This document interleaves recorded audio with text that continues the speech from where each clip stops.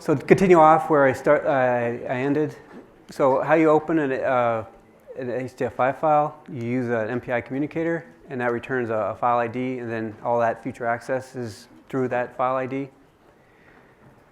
You can open different files using different communicators. One thing is that all the processors must participate for collective operations. So if you're, for example, if you're creating a group or data set or changing any type of the structure of the file, then that has to be collective. And there's a list of the collective calls, mainly changing the structure of the file. They're all listed here. Now, if you're doing raw data, that could be either collective or independent. If you're doing collective, all the processors must participate, but then they don't all need to write data. Very similar to how it is in MPIO.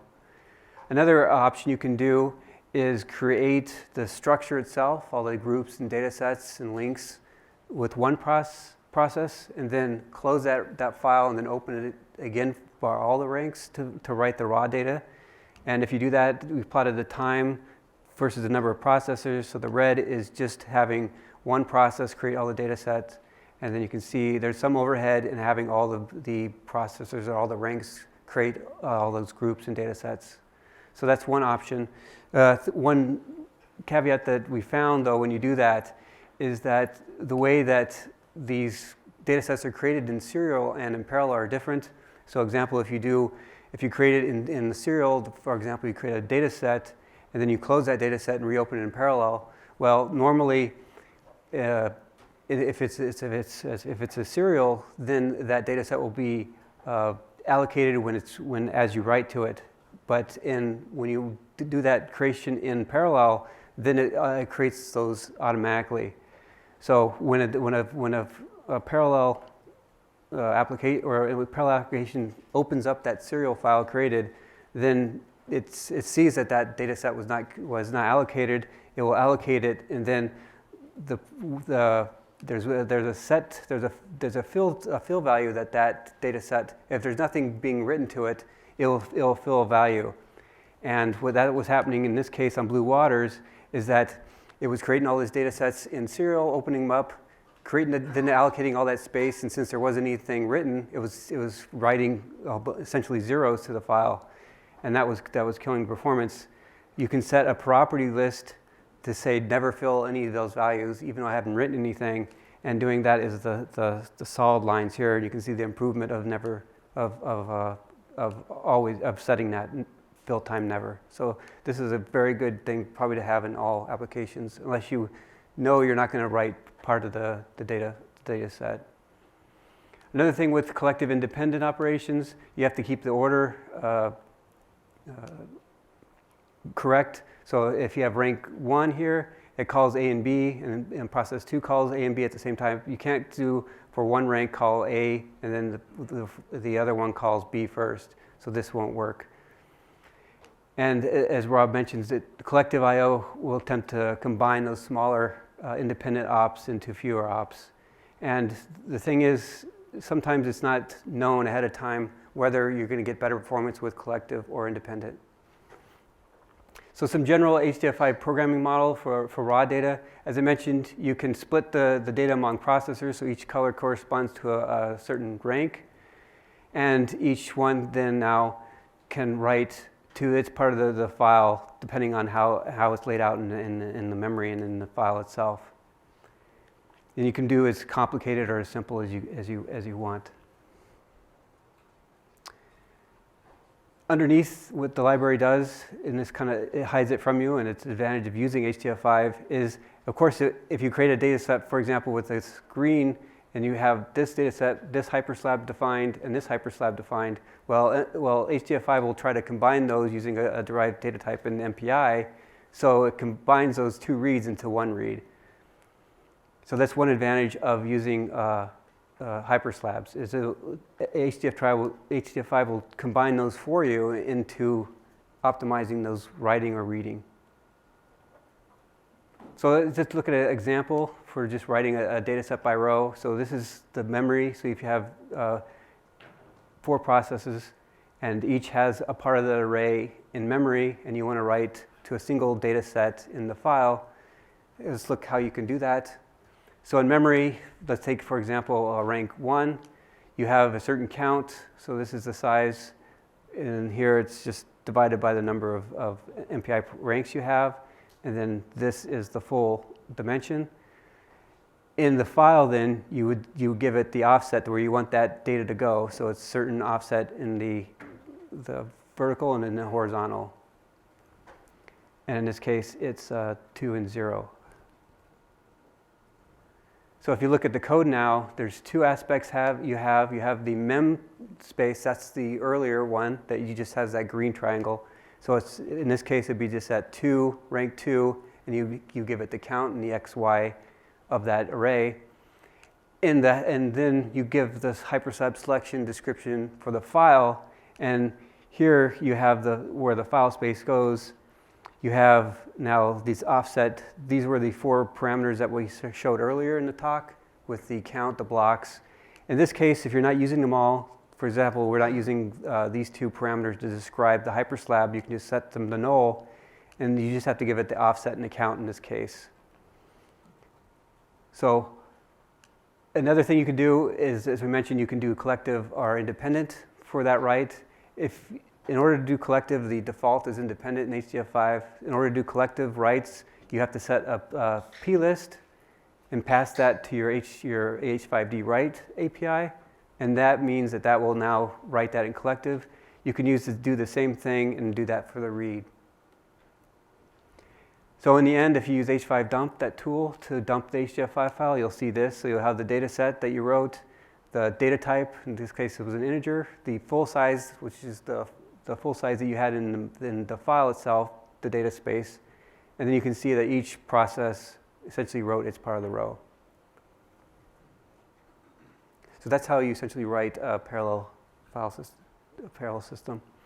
So let's go back and look at a simple problem. So you say you want to write multiple 2D arrays over time. So essentially you loop over your processors, you have a certain number of rows and columns in a grid, you step over time, and then for each of those arrays, you create the array, whether if you're doing strong scaling or weak scaling, depending on the size of those columns and rows. And then you essentially write and read the array to or from the HDF5 file. So it's a very simple problem, but it can be very complex. So it's kind of missing some information. So how are these array variables represented in HDF5? Or do you want them represented as a 2D, a 3D, or a 4D data set? Do you know the extents of the data set ahead of time? How are those dimensions ordered? And then do you want to put them into groups? Another thing is, how do you want the actual storage layout to be? How many physical files do you want? Do you want it to be contiguous or chunked? Do you need the data to be decompressed? And then what's the end file system or the data that it's going to be stored on, and whether you want to do collective or independent. So that's some of the missing information that you would have if you wanted to write that data. So HDF5 does have a complex looking interface. It's not necessarily hard to use, but it just depends on your goals. So if your goal is really to have a self-describing, shared friendly data layout, so for example, if you want to conform to certain standardized file formats such as netcdf or CGNS, then you by necessity are going to have to add attributes and other metadata type information to describe the data. And that's just your goal. You want to have it shared friendly. It's self-describing. Now, if you want the goal to be the fastest I/O possible, then you might want to avoid creating extra groups and data sets and a lot of metadata, and just minimize and just write the large blocks themselves. So it just really depends on your end goal, on how much performance you want to get from the HDF5. So some other sources of variability. Of course, you have the hardware itself. You have the system and maybe in the activity of the users affecting your I/O performance. And then you have, in HDF5, you have what we call H5P. And these are APIs that they control the properties of the objects. For example, as I mentioned, you can control whether you're doing chunk data sets. There are also, a majority of them control in-flight behavior. So that controls performance going from the memory, for example, to the file. What's the best performance for that? And there's a lot of functions that can kind of control this in-flight behavior. And that's a lot of combinations that you can look at. So if you look at the APIs for the HDF5, you see a lot of these H5P defaults. And what a lot of new users do is just say, well, I can just set the default, not knowing exactly what that means. And if you do use the default, then you might actually hurt your performance a lot. So it's best not to just say blindly use an H5P setting default and not investigate what that's actually setting. So we have come up with an example or a program that kind of goes through how to investigate some of these parameters. So how many 2D data sets do you want? Do you want to write 3D data sets or just a 4D data set? Do you want to do chunking? How do you want to align the data set? What size do you want to use for the metadata block sizes? And what do you want to do for collective or independent?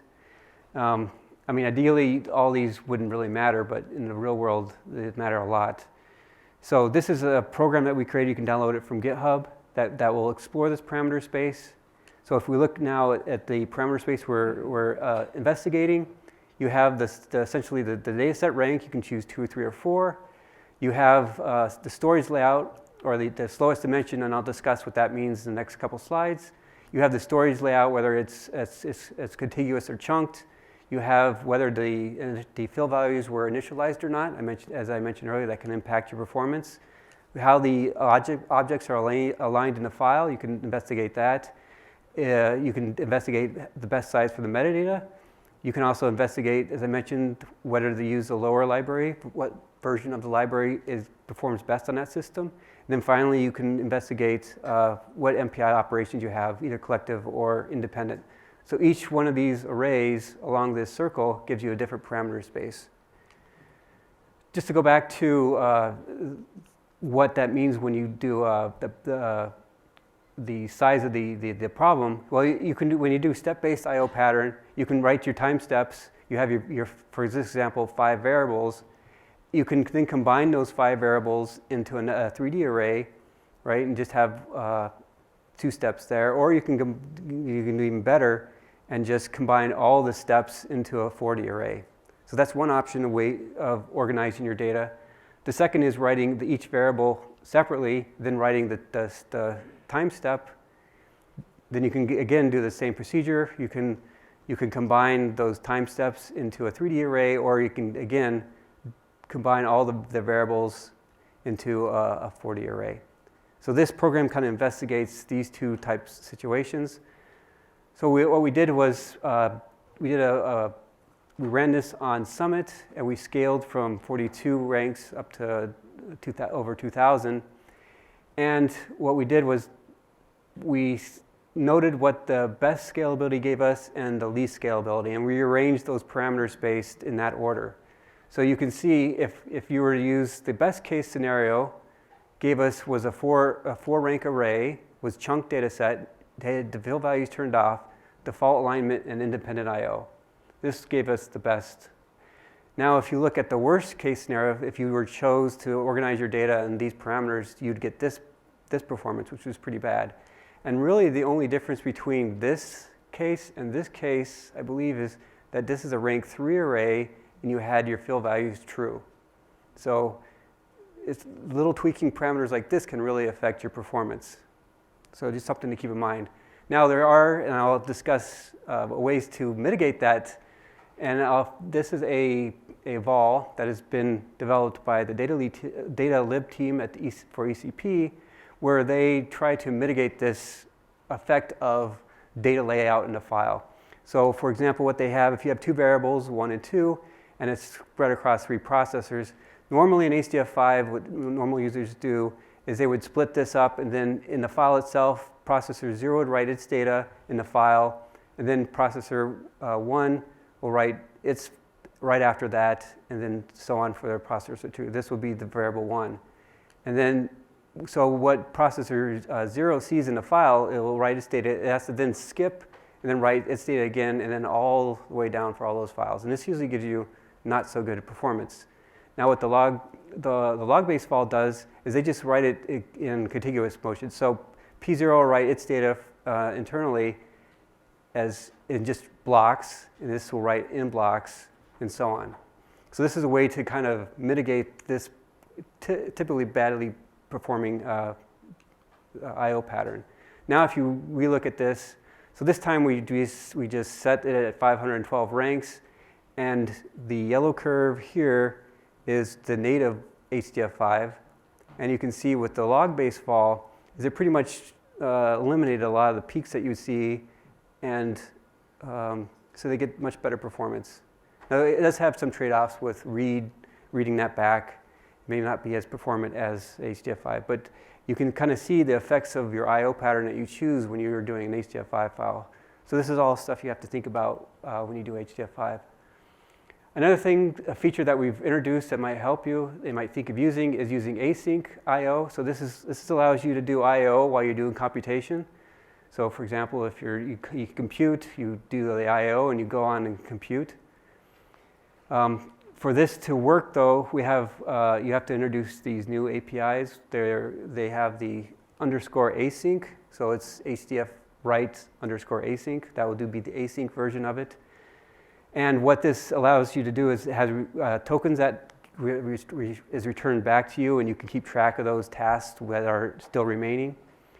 It also requires a vol that handles that. So there's two that are currently available. There's the async vol developed by the XIO team.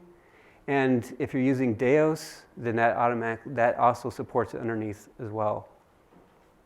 If you don't have those, it's just going to default back to doing synchronous I/O. So if we go look at the XIO version of async, essentially they use argobots to have background threads. It's basically transparent from they try to minimize the impact of those background threads on the performance of the computations. And there's no need to, for example, start an extra server or anything like that. And you can see the performance. So the orange is the bandwidth. So the higher the number, the better. You can see the advantage that they got for using async compared to just synchronized of the VPIC application. And you can download it here if you want to try it out. This is and compile it, and then it's just a vol that you can use in HDF5. So it's very minimal amount of changing, except for they do have an implicit version, but it's not as, you're probably advised to just use the explicit version where you can control the async stack yourself. As I mentioned, we also have a Deos vol connector. So if you want to write from HDF5 directly to Deos, we have a vol that does that. You can download it here. It also supports the tools. So as I mentioned, this is not a POSIX file in the end. So we have tools that understand what this Deos is, and you can use H5 dump, H5ls, and then you can also repack it from a Deos object to a POSIX type of file. And as I mentioned, this supports async. And this is for the VPIC application using Deos. This is on the ANL testbed system. So the first graph here, this is with doing synchronous of writing all their variables. And this is with using async. And you can see that the fields, it went down in trend, but the fields went up, namely because one disadvantage with async is if your application is very memory bound, well, you're either have to copy that buffer that you're writing, so you're not overwriting it, or you're going to have to wait to touch that data until it's done with the async operation. And this is the case where we didn't copy the data that we're writing, so we had to wait in the fields for all the other async operations to complete. So that's just a trade-off if you're using async, that you might, if you don't have a lot of memory to copy that buffer, then you can't touch it until it's done persisted to disk. Another feature that we have being developed is subfiling. So this is kind of a compromise between a file per process and a single shared file.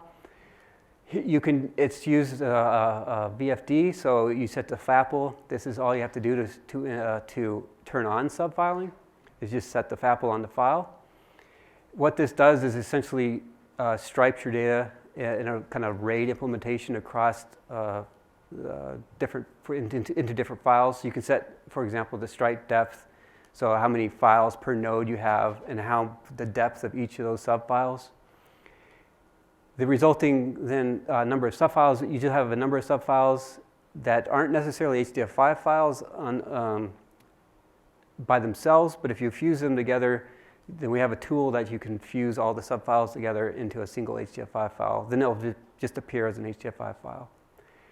You can also use an environment variable to control the I/O concentrators. That's the number of, I'll discuss that next slide, and the number of helper threads that you use to create those subfiles. So some of the benefits is it really helps to use the parallel I/O subsystem better than just a single shared file. And as Rob mentioned, it can reduce the locking contention that you would have if you have one shared file from an exascale system. And this feature is going to be available in 1.13.2. It's currently in develop, so if you want to try it, you can download develop and compile it, or you can wait until 1.13.2 is released in the next month or so. As I mentioned, for subfiling, you have an I/O concentrator. This essentially works on a node, and depending on if for example, if you only have one subfile, then that will use underneath MPI to communicate to that one I/O concentrator, which then either you can write to the node local storage, or you can persist to the parallel file system itself. One thing that it does use this independent threads in the background to attach to the normal MPI processors, so you have to use MPI init thread. If you're using MPI init, you have to change that. And it currently doesn't support doing collective I/O. So this is a benchmark that we did for CGNS, which is a CFD notation system library. And we ran it on Cori from 200 to 2,000 cores. And we used the default settings so it's just one subfile per node. And this is the range of the files. And you can see that this is using HDF5 independent, which is not very good. The green is HDF5 using collective, which is better. And then the blue is HDF5 with subfiling. And that's independent, of course. And it does pretty good. And we've run out larger scales, and the larger number of ranks, the better it does. So that's another option to get in better performance. And then finally, there's other useful settings.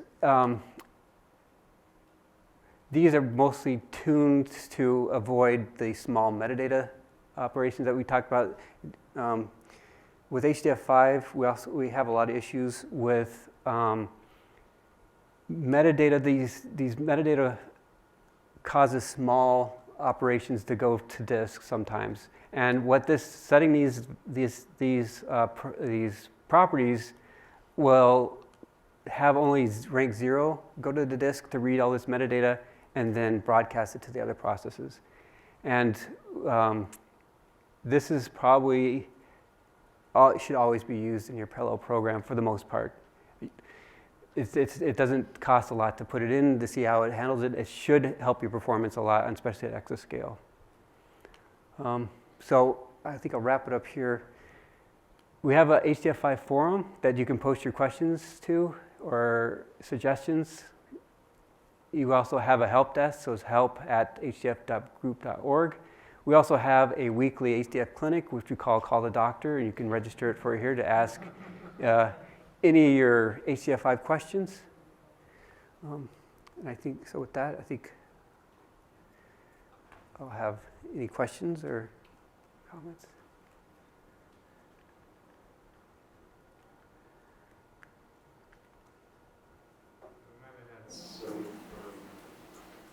Can I write directly from GPU memory, or do we need to copy the host first? Sorry, what? Can I write files directly from GPU memory? Only if it's supported. We have a vol that supports the NVIDIA direct that you can load, and it will write directly from the GPU to that. But if you have an AMD currently, I don't think there's anything that will support direct from the GPU. Huh? So you guys mentioned, I think it's true for NetCDF as well, that you have some metadata and user annotations, right? So let's say I want to search something or query something from large collection of HDF5 files and NetCDF files. So how I can do that, because I've seen people doing that with external methodologies, But is there anything inside integrated in HDF5 for NetCDF? No. I mean, I'm not that familiar with NetCDF, but I don't think there is. We did have a way to do an HDF5 where we called it querying and indexing, where you could index certain quantities. So if you say you want to do all the values larger than a certain min and max, then it would index all those min and maxes already, and it would load it in. So you wouldn't have to do that search over again. It would automatically just index it. But I don't. So that index stays in the memory or where, like? In the file itself. Okay, file itself. Yeah. But that never took. We prototyped it, but it didn't go into the library, so that's not a feature available. Huh?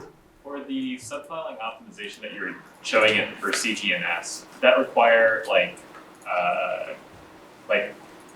doing a modification to the HDF library and then recompiling out CGNS, or like where did that setting go? I guess I added it to CGNS because I was playing around with it. So all I did was, when you have the only thing I had to change in CGNS was to do that FAPL. So instead of using MPIO, then I changed it to just use the subfiling FAPL instead. That's the only change you had to make. I have a version if you want to try it out. It's in it's in my fork. So, but I plan to put it in. We were just testing it to see what it works, how it works. The other issue was with it when we have a stub file for the HDF5 file itself, because it exists, but it had no data written to it.